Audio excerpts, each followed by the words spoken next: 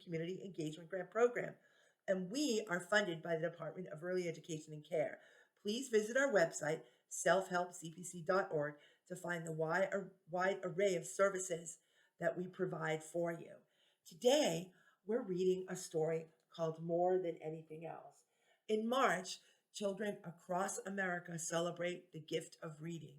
Imagine if you wanted to learn to read but couldn't figure out how. This is the story of a 9-year-old boy named Booker. He wanted to read more than anything else.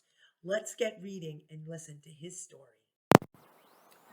More Than Anything Else, story by Marie Bradby, pictures by Chris Soyapayat.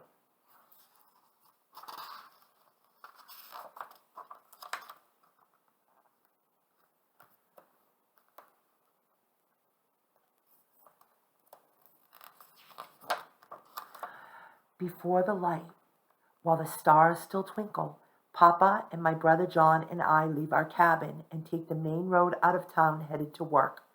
The road hugs the ridge between the Kanawha River and the mountain. We travel it by lanterns. My stomach rumbles, for we had no morning meal, but it isn't really a meal I want, though I would not turn one down. More than anything else, I want to learn to read. But for now, I must work. From sunup to sundown, we pack salt in barrels at the salt works. A white mountain of salt rises above Papa's head. All day long we shovel it, but it refuses to grow smaller. We stop only to grab a bite, sweet potatoes and corn cakes that Papa has brought along in his coat pocket. As I eat every crumb of my meal, I stare at the white mountain. Salt is heavy and rough. The shiny white crystals leave cuts on your hands, your arms, your legs, the soles of your feet. My arms ache from lifting the shovel, but I do not think about the pain there. I think about the hunger still in my head. Reading. I've seen some people, young and old, do it. I'm 9 years old, and I know if I had a chance, I could do it too. I think there's a secret in those books.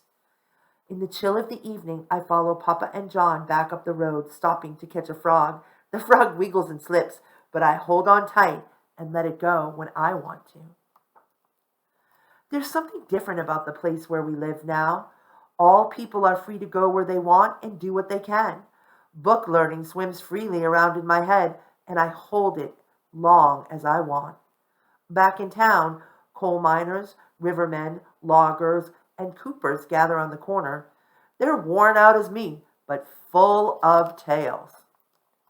I see a man reading a newspaper aloud, and all doubts far away. I have found hope, and it is as brown as me. I see myself, the man, and as I watch his eyes move across the paper, it is as if I know what the black marks mean, as if I am reading, as if everyone is listening to me, and I hold that thought in my hands. I will work until I am the best reader in the country. Children will crowd around me, and I will teach them to read. But Papa taps me on the shoulder. Come on. And John tugs at my shirt. They don't see what I see. They don't see what I can be. We hurry home. Mama, I have to learn to read, I say as she holds my hand and feels my hunger racing fast as my heart. It is a small book, blue the color of midnight. She gives it to me one evening in the corner of our cabin, pulling it from under the clothes that she washes and irons to make a little money. She doesn't say where she got it. She can't read it herself, but she knows this is something called the alphabet. She thinks it's a singy kind of thing, a song on paper. After work, even though my shoulders still ache and my legs are stained with salt, I study my book. I stare at the marks and try to imagine their song. I draw the marks on the dirt floor and try to figure out what sounds they make, what story their pictures tell. But sometimes I feel I'm trying to jump without legs, and my thoughts get slippery, and I can't keep up with what I want to be, and how good I will feel when I learn this magic, and how people will look up to me. I can't catch the tune of what I see. I get a salt shoveling pain. and feel my dreams are slipping away. I've got to find that newspaper man. I look everywhere. Finally, I find that brown face of hope. He tells me the song, the sounds the mark makes. I jump up and down singing it. I shout and laugh like when I was baptized in the creek.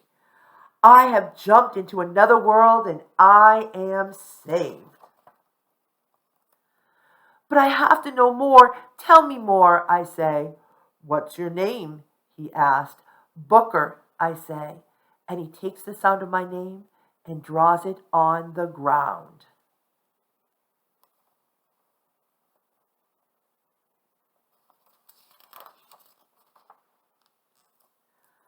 I linger over that picture. I know I can hold it forever.